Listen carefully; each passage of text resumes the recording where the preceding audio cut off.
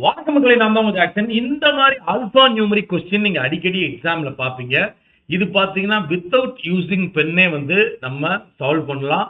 So எப்படின்னு சொல்றதுக்கு முன்னாடி உங்களுக்கு நம்ம video course, mock test, PDF கோர்ஸ்லாம் வந்து ஆஃபர் போட்டிருக்கோம். ஸோ நீங்க தனியா பர்ச்சேஸ் பண்றதுனா இது எல்லாமே லிங்க் டிஸ்கிரிப்ஷன்ல இருக்கு, பர்ச்சேஸ் பண்ணிக்கலாம்.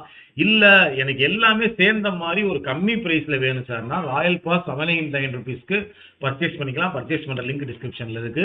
ஸோ இந்த மாதிரி கொஸ்டின் கேட்பாங்க. லாஸ்ட் 17 எலிமெண்ட் ரிவர்ஸ் பண்ணுங்க, இப்படி 9th element from the left hand என்னன்னு சொல்லுங்கன்னு.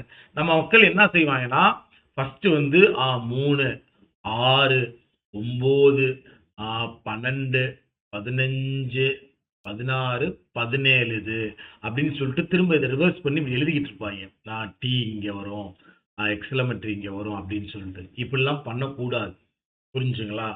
டைரக்டா உங்களுக்கு தெரிஞ்சிருச்சா இதை மார்க் பண்ணி வச்சுக்கோங்க. இதுதான் 17th ஃப்ரம் த லாஸ்ட், இதை ரிவர்ஸ் பண்ணணும்னு சொல்லியிருக்கான். இப்போ நம்ம என்ன செய்யறோம், இங்க கொஸ்டின் என்ன கேட்கிறான், 19th from the left hand என்னன்னு கேட்கிறான்.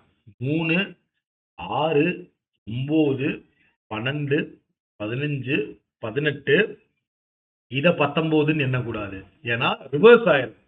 அப்ப இங்கிட்டு இருந்து ஸ்டார்ட் பண்ணுங்க. இதுதான் 19, 20, 21, 22, 23 வரும். ஸோ அப்போ 19 இருக்க இடம் என்னது, டாலர். இதை பார்த்த உடனே நீங்க சொல்லிடலாம். ஸோ இதுதான் சிம்பிள் இருக்கு. எப்பயும் இந்த மாதிரி ரிவர்ஸ் பண்ணுங்கன்னு வரும்போது, இந்த மாதிரி 19th from the left hand கேட்கும்போது டைரக்டா நீங்க 17th from the left hand கண்ணிலேயே பார்த்துடணும். 3, 6, 9, 12, 15, 16, 17 அப்படின்னு கண்ணிலேயே பார்த்துட்டு அந்த இடத்த ஞாபகம் வச்சுக்கணும். அட்டு தாண்டா வந்து 17 ஃப்ரம் த ரைட் ஹேண்ட், அதை ஞாபகம் வச்சுக்கிட்டு ரீட் பண்ணும்போது அந்த அட்டுல 17ன்னு போய் எண்ணாம இந்த சைடு இருந்து தான் எண்ணணும். ஸோ இதுதான் உங்களுக்கான ட்ரிக். உங்களது விளக்குறது உங்கள் ஜாக்சன்.